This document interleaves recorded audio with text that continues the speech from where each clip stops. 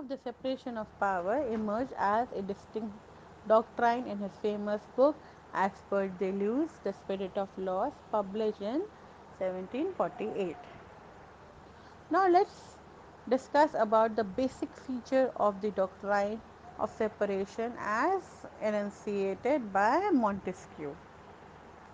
सो अब हम पढ़ेंगे जो डॉक्ट्राइन है सेपरेशन ऑफ पावर की, उसके क्या बेसिक फीचर्स हैं जो कि मॉन्टेस्क्यू ने बनाए। कहाँ से देख के बनाए थे मॉन्टेस्क्यू ने? जो वो इंग्लैंड गया था, वहाँ का जो बेसिक स्ट्रक्चर था गवर्नमेंट का, उसको देख के उन्होंने अपनी फ्रेंच गवर्नमेंट के लिए ये बनाए।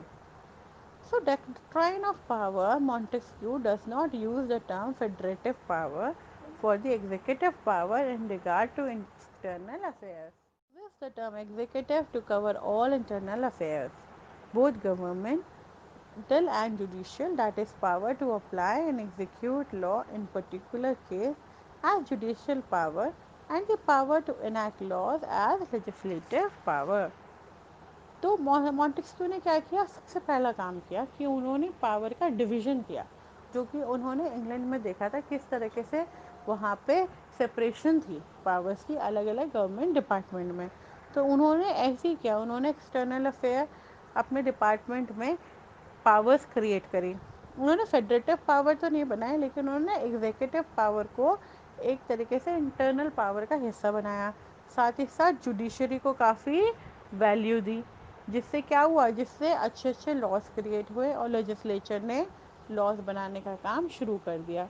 तो उन्होंने भी डिवीजन ऑफ पावर कैसे किया? लेजिस्लेटिव, एग्जीक्यूटिव और जुडिशरी की हेल्प से। Departments must exercise the three powers of the government with their respective personnel. He provided the reason for the division of power between three branches of the government as follows. उन्होंने जो तीन different department बनाए थे government के, उन्होंने हर एक तीनों में अलग अलग पर्सनल रखे, यानी कि अलग अलग लोग रखे काम करने के लिए, और उनकी जो पावर्स थी तीन ब्रांचेस की उन्होंने अलग अलग डिवाइड करी। और वो कैसे थी हम आगे देखते हैं। When the legislative and executive powers are entitled in the same person, there cannot be liberty.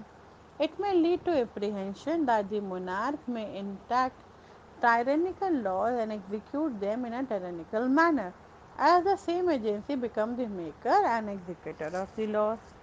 तो उन्होंने ये तीनों में कैसे डिवीज़न दिया? उन्होंने ये देखा कि जो लेजिस्लेचर है उसको अपनी लेजिस्लेटिव पावर्स दी, जो एग्जीक्यूटिव है उसको अपनी एग्जीक्यूटिव पावर दी। उन्होंने बोला कि जो एक पर्सन है वो एक ही जगह रहेगा, वो अलग अलग जगहों पे एक साथ नहीं हो सकता। उसके पीछे रीज़न ये था कि अगर मान लीजिए जो मोनार्क है उसने कुछ काम करने को कहा एक पर्सन से, तो वो जस्टिफाई नहीं कर पाएगा उस काम को, वो तीनों ही चीज़ों को ख़राब कर देगा, यानी कि वो खुद ही तो लॉ बना लेगा, खुद ही एग्जीक्यूट कर लेगा। तो उससे प्रॉपर जो स्ट्रक्चर है वर्क का वो अच्छे से नहीं हो पाएगा। Judicial powers are combined with the legislative. The life and liberty of the subject would be exposed to arbitrary control, as the judge would be the legislator. उन्होंने क्या किया? उन्होंने जो जुडिशियल पावर थी उसको लेजिस्लेटिव के साथ कंबाइन कर दिया। रीज़न भी कि अगर जज ही फैसले लेगा और जज ही कानून बनाएगा तो वो लोगों के प्रति फेयर नहीं होगा। इसलिए तो लॉ तो बनाए लेजिस्लेचर, उसको आगे इनैक्ट लोगों को ऊपर जो इस्तेमाल होगा उस कानून का वो करे judiciary. So if powers are vested in one organ or exercised without separation, government would not be effective. उन्होंने बोला कि अगर हमने सारी पावर एक ही गवर्नमेंट को दे दी, ठीक है, तो जो सेपरेशन है जो हम एक्सरसाइज करना चाह रहे हैं, यानी कि अलग अलग लोगों से अलग अलग ऑर्गन से काम करवाना चाह रहे हैं, वो इफ़ेक्टिव नहीं होगा। इफ़ेक्टिव जब भी होगा जब हम तीनों को तीनों के रूल्स और रेगुलेशन बता दें और तीनों अपनी अपनी फील्ड में एक्सेल करें, तभी सेपरेशन ऑफ पावर को जस्टिफिकेशन मिलेगा। Is inherited in any authority to abuse powers unless limitations are imposed on its exercise. For safeguarding the liberty of people, each organ of the government shall have the obligation to act within its own sphere and not beyond it. If the authority acts beyond the permitted limit, it would be checked by the other organ.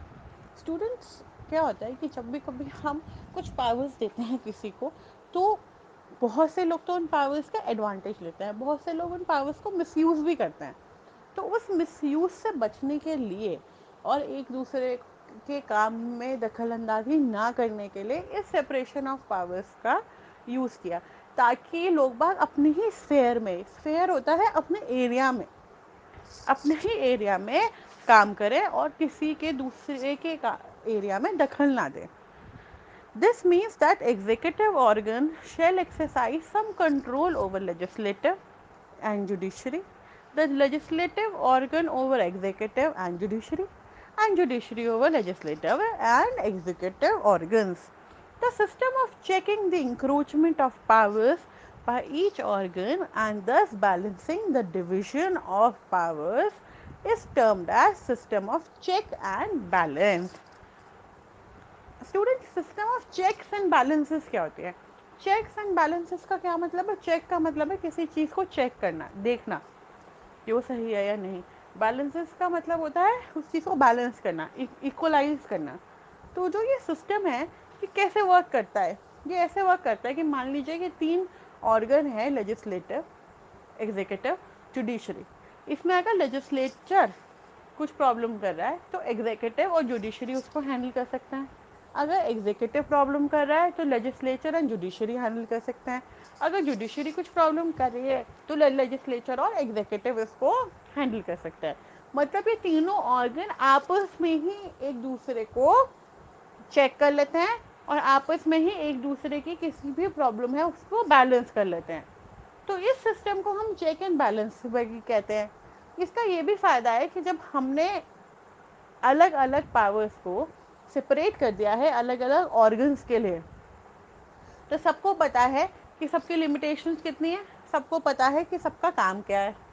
तो इसलिए अगर मान लो कोई अपने काम से हट भी रहा है या कोई भी दूसरे के ऑर्गन में दखल अंदाजी कर रहा है, तो जो बाकी 2 ऑर्गन हैं वो उसी को ही बैलेंस कर लेंगे. That way it makes them independent. हमें किसी भी चौथे ऑर्गन की फिर गवर्नमेंट को ज़रूरत नहीं है. इस सिस्टम को, इस चेक एंड बैलेंस कहा जाता है.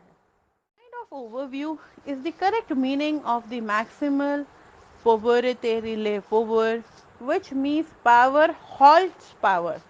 By separating the functions of the executive, legislature, and judiciary, one power may operate as a balance against another and thus have a check on the power exercised by another.